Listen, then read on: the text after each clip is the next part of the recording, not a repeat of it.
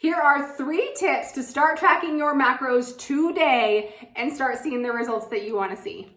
So you guys, if you're new to tracking macros, I know it can feel daunting and overwhelming and scary and intimidating and all the things and all the negative feels when you're just starting to track macros. So I'm gonna give you 3 tips to help you get started right now in the simplest way possible.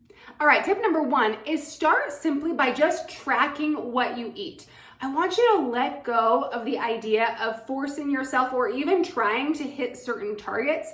Instead, just track what goes into your mouth for about 5 to 7 days and just see where your macros fall, okay? It's gonna be so much easier and it will get you into the habit of actually tracking your food if you release the pressure of trying to hit certain targets. It'll make it so much less intimidating. Tip number 2 is to make sure you track your food as you go, okay? If you wait until the end of the day and try to recall what you had for breakfast and snacks and lunches, you're gonna forget some stuff, guys. I promise you are. So normally for more advanced macro trackers, I always teach to plan your macros in advance. Plan them the night before, stick to the plan the next day is the best way to ensure you hit your targets. But right now, we're talking about tips to make it simple, just getting started. So you're tracking what food goes into your mouth and you're tracking it as you go. Don't try to remember it at the end of the day.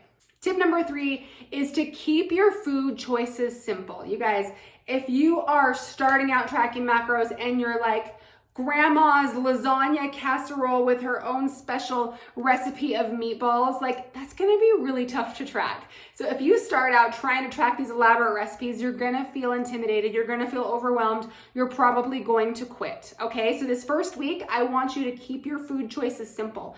I want you to think single ingredient foods. I want you to think oats, eggs, fruit, I almost said berries, but berries are a fruit, peanut butter, things that are single ingredient and super easy to just track and find as opposed to elaborate recipes. Does that make sense? So when it comes to tracking macros, guys, there's so many apps out there. MyFitnessPal is super popular, but my favorite, this is not sponsored, I have no relationship with the company, is Macros First. It's super easy to have a great database. It's super user friendly. And the cool thing about it is when you put your foods in, once you get more advanced, again, I wouldn't worry about this now, but once you get more advanced, you can put your food choices in for a meal. And if you want it to, like, let's say you want this meal to hit 20 grams of protein, you can actually enter 20 grams of protein and it will adjust the serving sizes of the foods to make sure you're hitting that macro that you want to hit. So again, that's a more advanced tip. If you're watching this and you're more advanced, give that a try.